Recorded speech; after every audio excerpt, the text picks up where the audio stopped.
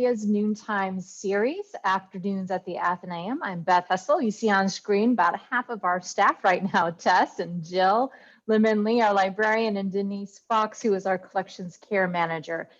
As you know, the Athenaeum is a place that nurtures curiosity and engages our community through learning and conversation and meaningful engagement with literature and the arts, architecture, built environment, and all the strange and wonderful and odd things that we have in our collection. Today, we are pleased that Jill and Denise are sharing at our program with some items that are in our collection that have a controversial history and a fascinating past, and we are looking forward to hearing from them. We invite you to put questions in the chat as you have them, and we'll moderate those questions when Jill and Denise are finished with their presentation. Right now, buckle your seats and let's get ready to go.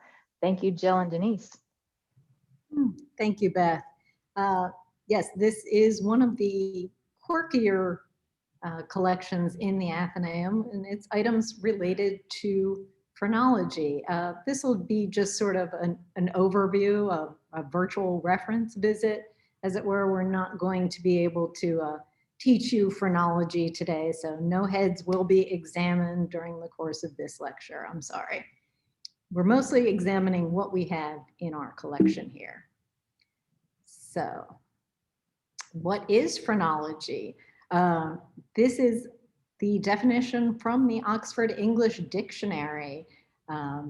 This volume was published in 1909, and it says it's the scientific study or theory of the mental faculties, specifically the theory originated by Gall and Spursheim, that the mental powers of the individual consist of separate faculties, each of which has its organ and location in a definite region of the surface of the brain, the size or development of which is commensurate with the development of the particular faculty. Hence, the study of the external conformation of the cranium as an index to the development and position of these organs, and thus the degree of development of the various faculties. Well, that's pretty long-winded. So cutting to the chase, the brain is the organ of the mind. I think that's part that we can agree with. The mind has many innate faculties. Each of these faculties is located in a different part of the brain. Then it's each faculty size is relation to the power of the faculty. And finally, that in looking at the outer surface of the skull, you can gauge the relative size of these different organs. That's the main thing of phrenology, is that you can actually examine the head to determine the size of the different parts of the brain and how powerful they are. So I won't read this whole thing, but phrenology unfolds the brain and does all characters explain. Says, if he be proud or fond of show or prone to lie, it tells you so.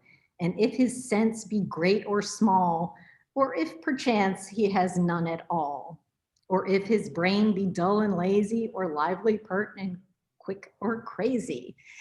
And on this forever we could dwell, and if different traits with pleasure tell.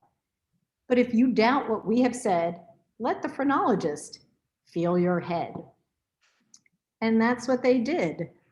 The phrenological examination would be actually having your head examined physically, laying on of hands. Now, some phrenologists would do readings from images or busts of other people, but for the general public, it was mostly that they were examining the head. So this image is from the Phrenological Almanac for 1842 from our collection, and it shows an examination. So The different practitioners had slightly different areas marked out, but they were all relatively similar. And there were over 30 areas that you could see were marked out.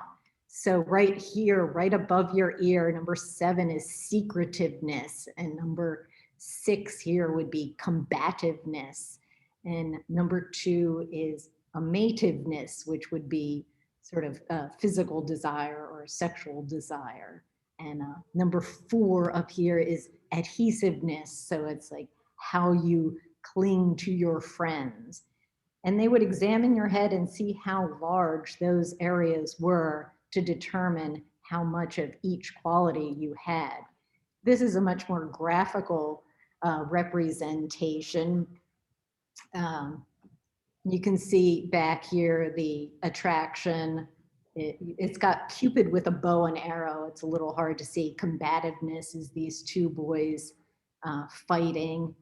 Destructiveness, it looks like an animal attacking another. And one of our favorites, secretiveness, seems to have a little cat there. And the friends here.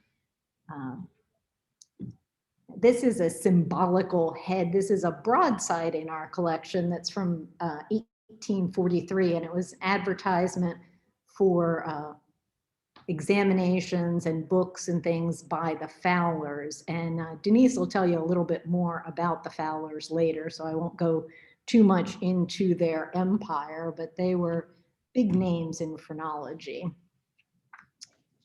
You can see this is someone else's design, but it is so similar. It's still boys fighting, little Cupid, even the cat here. So this is for a Dr. Gore in the 1840s. And this was actually printed in Philadelphia at the corner of Chestnut and 3rd Street. But you can see they're using the same imagery for the different areas. And you have an entire list of all of these different areas. And you could get your head examined and have your numbers marked on here. It's difficult to read in the PowerPoint, but there are penciled in numbers here for a young lady named Lydia who had her head examined. And you can see little 6s and 4s and things, but they're so faint, it's hard to read here.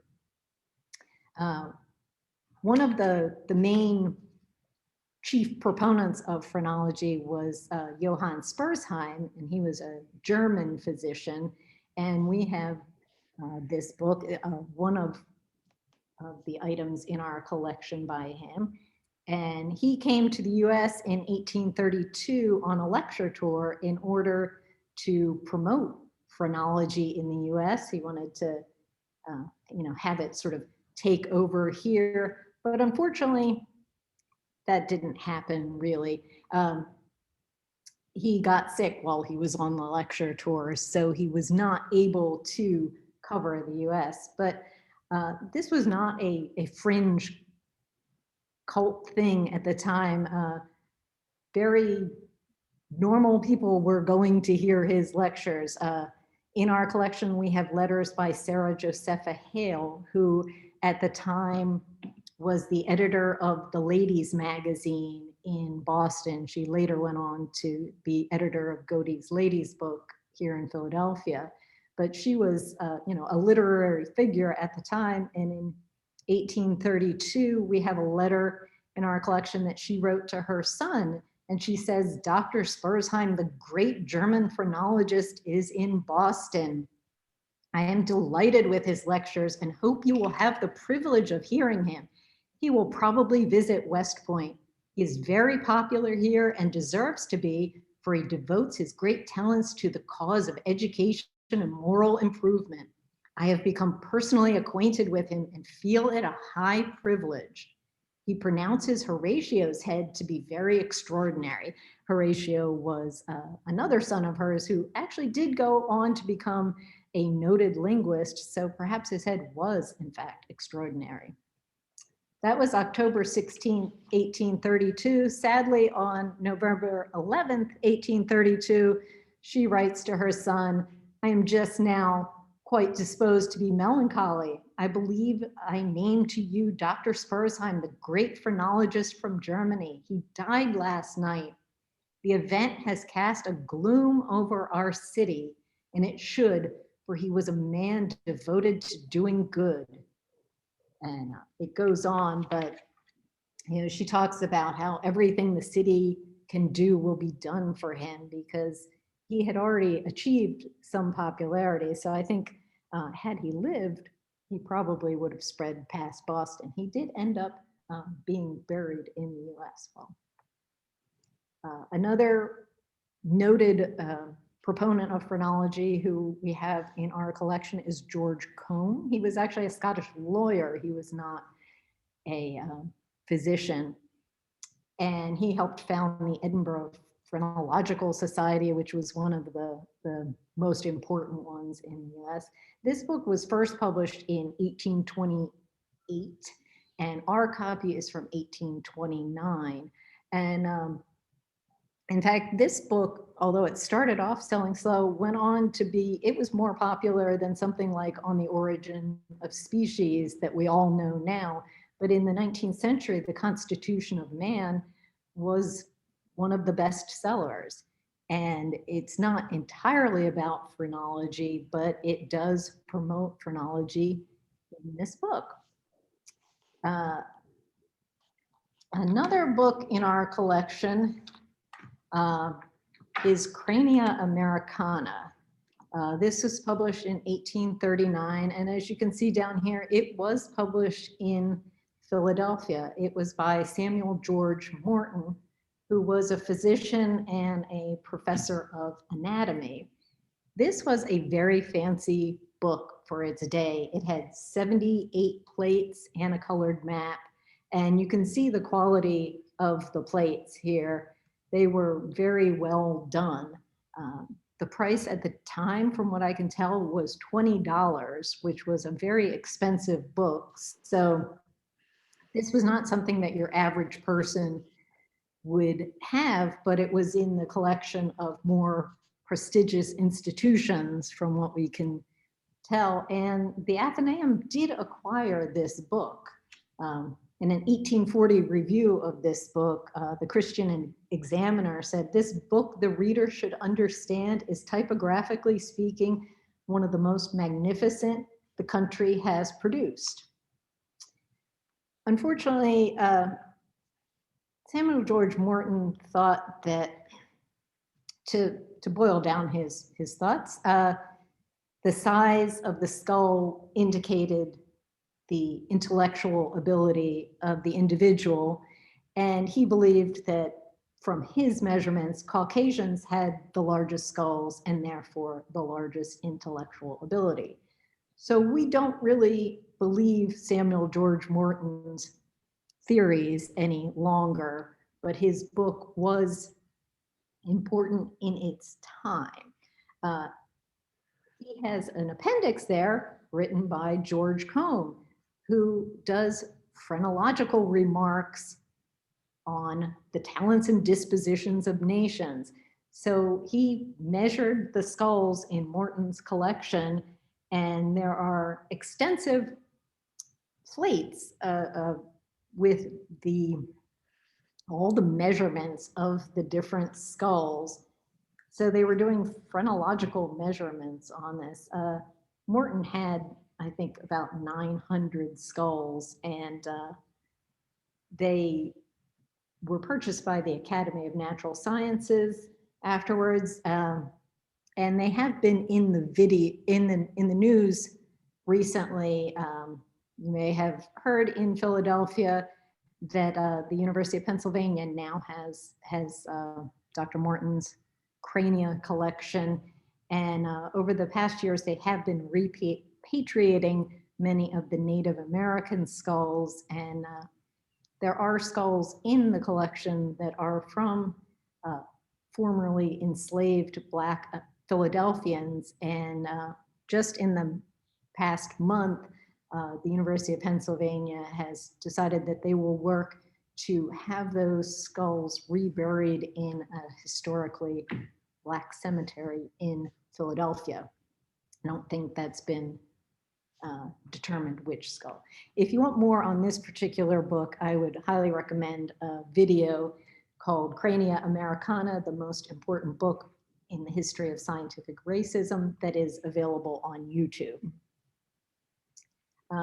This is just a copy of the Athenaeum Holdings book, which was written out in circa 1859 to show that these books were in fact in our collection at the time, because some of the items were purchased later, but these items were in our collection at the time. There's a number on phrenology, and you can see a number of books by Dr. Morton, including Crania Americana, but some others as well.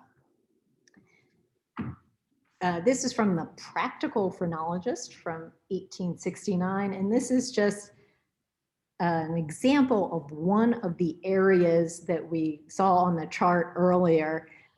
There's 30 some areas, but after you get your numbers, it kind of tells you in the book what that means. So this particular one is a section called weight. Well, that's not your physical weight. It's actually about your control over your muscle system. And if it's very large, then you're going to be a dead shot, and you're going to be good at skating, and my favorite, circus acting, and you're going to be annoyed if things don't hang right. And it works its way down between very large, full, small. You're going to be quite liable to seasickness or dizziness when aloft, and very small, you can barely stand. One interesting thing about this is that they have items on cultivating and restraining. So, you know, if you need to cultivate this area because you got a low score, then maybe you should be skating or walking a fence or riding a horseback. But also, having an area very large isn't necessarily desirable. Sometimes the very large rankings of areas mean you have too much. So you might need to restrain this area. Do not allow yourself to climb aloft. Persons often lose their lives by ambitiously attempting extraordinary feats. So if your area is too large, you might need to restrain it. So a lot of the phrenologists didn't necessarily believe that, even though they believed that you could measure these areas from the skull, but they did not believe that they were fixed. You could cultivate or restrain the different areas. So what would you use these measurements for? This particular one, again, the Practical Phrenologist in our collection has, it was owned by, it looks like a Henry and H.M. Clark, and it says as marked by O.S. Fowler. So this book has a dash for the son and a dot for the father. It gives them all their marks in the different areas. Sometimes you'll see the dot and then the dash. And then it tells them their business adaptations. It looks like the father was adept at mechanical things, and the son should go into commercial things because all the dashes are over here in commercial. We also have how to teach according to temperament and mental development, or phrenology in the schoolroom. So you can apply phrenology to how to teach people. One of my favorites, we just purchased this one. We have Fowler on matrimony.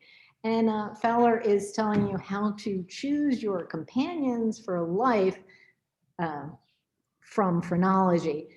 He also had some other interests in that he was against tight lacing. So down here he says natural waists or no wives along with phrenology. So he wasn't limited. But he tells you, if ideality be large in the one and small in the other, the former will be continually disgusted and irritated by the absence of taste and gentility, or refinement and sense of propriety in the latter, who in turn will be equally displeased with the former's attention to trifles and his preference of the ornamental to the useful. So you need to select companions who have the same compatibility, except if you have too much excess or defects, then you need to violate the rule and select a companion who will offset your thing. So if your cautiousness is so excessive as to produce irresolution, procrastination, etc., then you need a companion in whom the organ is less, so that he or she may be prompt and bold, may encourage you to action and dispel your groundless fears. But he also adds in at the end, above all things, one should not marry a soft and delicate hand, for soft hands necessarily accompany soft brains. So he definitely thought you should work the brain and the body. There's just another image of one of the almanacs here that shows the areas marked out on the skull. In the almanac, they would often go through famous people, and here it's an image of Edwin Forrest, the actor, and it says that he was examined by Mr. L.N. Fowler without being told who he was examining. And he said that he must be extravagantly fond of high, lofty, and perfect tragedy or orgy. And he goes on to say, you know, he had first-rate talents for an actor. And it says these remarks were made by Mr. Fowler without any knowledge of or suspicion of who the individual was. So this would be showing how effective phrenology is. However, I did read that Mark Twain had his head examined without telling who he was, and he was found to have very little in the humor department. But when he went back months later and said who he was, apparently that organ had increased markedly and was huge in it when he had presented his business card first. So to wind up my portion, if you want something a little lighter, we do have a couple mystery novels in our collection with a phrenology element. Without Fear by Cordelia Biddle takes place in Philadelphia, and also a little bit on Joseph Bonaparte's estate. And that happens to be the third in a series of hers, but it does feature a phrenologist. And The Devil's Making is 19th century Victoria, Canada, and the victim happens to be a phrenologist. And even though phrenology is now considered a pseudoscience and is not something that is used anymore, we do still see it in popular culture. Inspired by phrenology, here we have an Atlantic cover, and this is from November of 2019. And you can see the fearless leader of Amazon and what they think he is thinking about Prime Day up here. Like this, resistance is futile, and what would Picard do? And way in the back here is where he thinks about books, according to them. So this is sort of your modern take on the phrenology head. Now I will turn over to Denise. Thank you, Jill. I'm going to talk a little more about the Fowler brothers, who were synonymous with phrenology in 19th century America. The brothers were Orson and Lorenzo Fowler, and they started out as itinerant phrenologists and developed quite a flair for business and really saw the potential for making money on this phenomenon of phrenology. In 1838, Orson Fowler started publishing the American Phrenological Journal here in Philadelphia. And then 4 years later, in 1842, the publishing business moved to New York City. There, the Fowler brothers, with their brother-in-law, Samuel Wells, and with other family members, including their wives, they went on to build a phrenological business empire that would last more than half of a century. And they founded the Phrenological Institute, which is shown here in this photograph. And this institute purveyed all things phrenological. They published books and pamphlets with hundreds of titles on phrenology, as well as other topics geared towards self-improvement, such as temperance, the water cure, domestic life, intellectual improvement, and child rearing.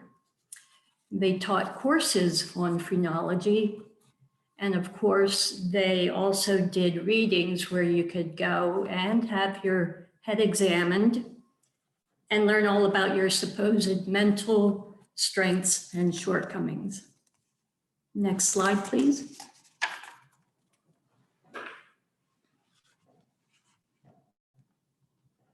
The Fowlers also left their mark on 19th century architecture, surprisingly. This is an illustration from Orson Fowler's influential book, A Home for All, of which the Athenaeum has a copy. And in this book, Orson Fowler promotes all the many advantages of octagonal houses, saying, among other things, that they are more economical to build and they let in more natural sunlight than rectangular houses. Next slide, please. But getting back to phrenology, Fowler and Wells Company sold instructional books and phrenology heads such as this one, so that you could order one of these heads and have it delivered to your home where you could study phrenology in your own home. This is a plaster phrenology bust from our collections, and it dates from around 1860. Fowler and Wells advertised these affordably priced phrenology heads in their publications and offered to ship them to any part of the globe. And on the right-hand side of the screen, you see a vestige of the original label on the back of the bust. And this bust lists all of the personality traits that correspond to the 37 numbered areas on the head. And as I was listening to Jill, I thought she used a different number, perhaps 35 for all of the different. They vary between providers. Okay, yeah, that's the point. But there aren't always the same number. Yes, okay. And that's exactly what I was going to say, is that the numbers of these different characteristics do vary and tended to expand over time. Next slide, please.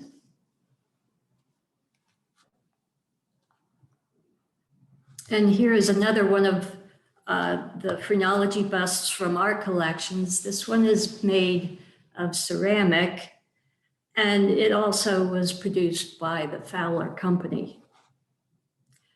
As Jill said, we know when some of the phrenology materials came to the Athenaeum, but not all of them. But one thing we do know is that there was a very early interest in phrenology at the Athenaeum, and we know that at least 5 Athenaeum members helped found the Phrenological Society of Philadelphia in 1822. And I believe the minutes for the first few years of that society are held at the Historical Society of Pennsylvania. So one of these days I want to get over there and take a look and see what our Athenaeum phrenologist members were up to. But not everyone bought into phrenology, and even from its earliest days, it was widely viewed with skepticism. Next slide, please. In 1838, at the height of the phrenology craze, Author David Meredith Reese wrote this scathing critique, stating that the whole fabric of phrenology is absurd, its pretensions false, its boasted facts unfounded, and its philosophy all fiction and fable. So right, off the bat, there was a lot of, skepticism about phrenology. Some phrenology adherents also delved into craniology, the study of the size and shape of skulls. And in some cases, this involved the collecting of human skulls through unethical means for the supposed purpose of scientific study. Next slide, please. But obviously, phrenology did not hold up to scientific scrutiny. And by the end of the 19th century, it had mostly lost credibility, although there was some lingering interest in phrenology into about the 1920s. For the most part, it was thoroughly discredited. And today, phrenology is regarded as a pseudoscience. And we know that brain functions have nothing to do with the outer contours of the skull, but there is one concept that phrenology got right, and that is the concept that different parts of the brain are associated with different cognitive functions. So in a way, you could consider phrenology to be a precursor to modern psychology and neuroscience. And so I leave you with this final image. It's a graphic from the 1848 Phrenological Almanac, and it includes the timeless quote, "Know thyself." Thank you. Thank you, Denise and Jill. I invite you, if you have any questions, to put them in the chat or the Q&A. Arthur had asked a question, which I think you all have answered pretty well, but I don't know if you want to follow up with anything else. What remains of this pseudoscience? As Denise said, about all that remains is really that understanding that there are different parts of the brain for different functions. But is there anything else either of you wanted to say? No, I think that Denise covered it. That's all that remains of accuracy in phrenology. We do not believe that you can look at the skull and measure it to determine any of the abilities of the brain. I don't think anybody believes that that's true anymore. They actually used to use calipers that you can see in the image there to measure skulls. We do not have any of those in the collection, but I don't believe that anyone believes that that is true anymore. Well, one of our attendees who chooses to remain anonymous, I wonder if anybody attending has had their heads read, and this person has and believed that the report was quite accurate. Which of course, some of us also find our horoscopes quite accurate. I think it's interesting, if anybody, if you have, maybe let us know in the chat if you've had your head read and what you've found of that experience. And it'd be interesting to hear people's experience today compares with what was done in the 19th century, or if there have been changes to how that is how it's done now and the brain is understood. Interesting. Lisa wonders how phrenologists reconciled the large skulls of Neanderthals. I wonder there with your questions there that, the Neanderthals were only, I'm actually just started reading Rebecca Sykes', what's her last name, book on Neanderthals, Kin. Is it called Kin or Kindred? Which is fascinating. I'm just in the first or second chapter of that. And during this time, they were just starting to discover these skulls and try to recognize that they were connected to one another, whether or not they were types of humans or different species or what. So I'm not sure that would have really come into play for phrenologists at the time. Yeah, I don't know the answer to that. I don't recall seeing anything about Neanderthal heads. I know that they did examine sometimes the heads from Egyptian mummies. I think they believed that Egyptian civilization was very advanced. In fact, Morton has another book on Egyptian skulls. It is not quite as large and as fancy as Crania Americana, but it is also in our collection. Great. I think, and per this question too, I put up here, we do have some more recent books, history books that look at phrenology. One recent one from 2019 is James Poskett, Poskett, Materials of the Mind, Phrenology. There you go. Phrenology, Race, and the Global History of Science, 1815 to 1920. So there's a book that I hopefully will have a whole bunch of people wanting to check out now. He teaches at the University of Warwick, is studied at Cambridge, is a historian of science and technology, I believe. He is also the person responsible for the YouTube video that I recommended earlier. He is the person who produced that video. So perfect. And that looks like the most recent. We have some other books that look at phrenology. This would just be the most recent one. Nancy's wondering if you can speak to whether there's a connection between phrenology and the founding of anthropology.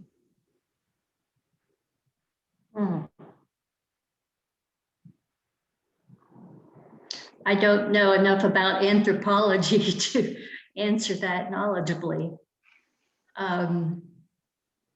But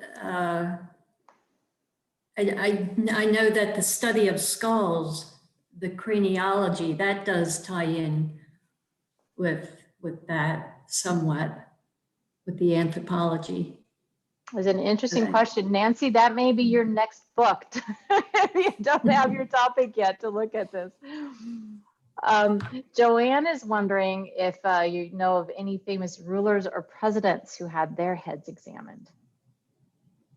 Actually, I know of one. I think there are many, but I read that Napoleon had his head read, and he wasn't happy with the results. And this would have been in in France in the early 1800s.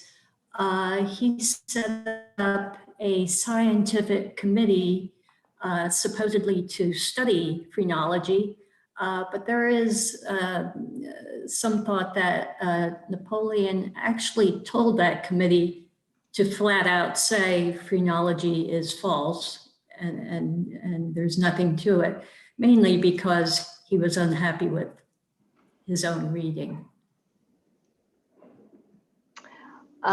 Interesting. If anybody else knows anything else, it would be, you can share that. Arthur has a great point, pointing to what you brought up, Denise and Jill, that, phrenology has been used as a way to discriminate against people.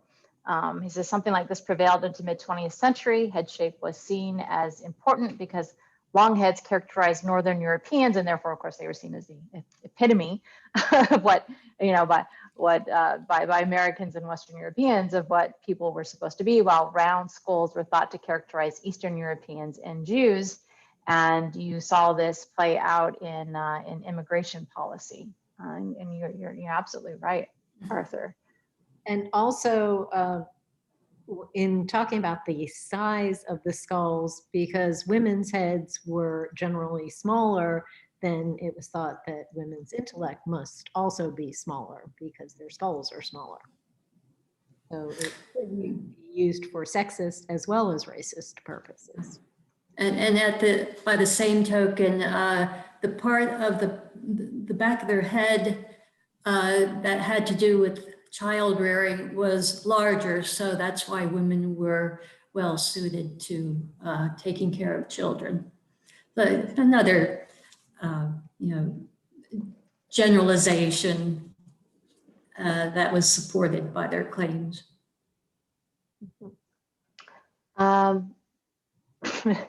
Bruce, I'm not sure where exactly this fits into, but Bruce wants to know if Napoleon had, quote, soft hands.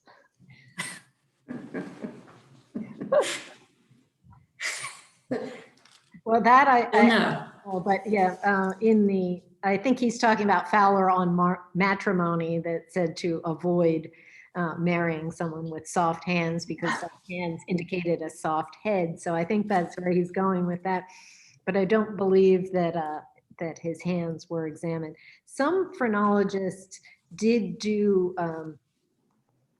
their analyses based on photographs of people or busts of people. So it wasn't necessarily laying hands on somebody, but there'll be a drawing of a famous person or a photo taken by an explorer of somebody in India or something, and phrenologists will give a reading on the character of those people and based on images or busts and things. So it wasn't always hands-on, but usually, I guess.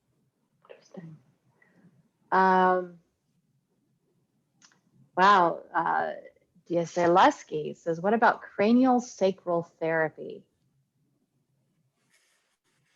You may be getting above our pay grade here. That's the first I've ever heard of that one. If you would like to do a program on it, please contact us for future afternoons. There you go. That is not a topic that we know about. Yeah, Sounds like something that you know about though too. So it'd be great for you to share with us. Thank you. It's great to have our stump panel today. So we love to learn new things. Let's see. Joe asks, are you familiar with Joseph Parker Norris Sr. and his desire to exhume Shakespeare's head for phrenological analysis? Interesting. That is not one that I have read about. Sounds like another great story. I kind of hope that they didn't do that, but no, I have not heard of that. We do have a couple of busts of Shakespeare here. Perhaps somebody could try an analysis, but he's got brass hair, so it would be hard to really feel his skull. So cranial sacral therapy is a therapy that is used for autism, potentially other things, but for autism. Interesting. Thank you. Yeah, it's too bad we're a webinar today. Otherwise, it sounds like we could be getting some great stories and updates from individuals who are asking us questions. Are there any other questions? Any questions about the items that are in our collection? Anyone is welcome to make an appointment to see any of these specific items, be they books or broadsides, or the busts, the Sarah Josepha Hale letters. We also have city directories that show that the Fowlers were in Philadelphia for a while. So all of those items are in our collection and we are happy to pull them for you. If there's anybody who's thinking this sounds like something you want to study more and learn more about, you want to write a paper about it, you want to get more in depth and then do a program at phase 2 for us, that would be wonderful.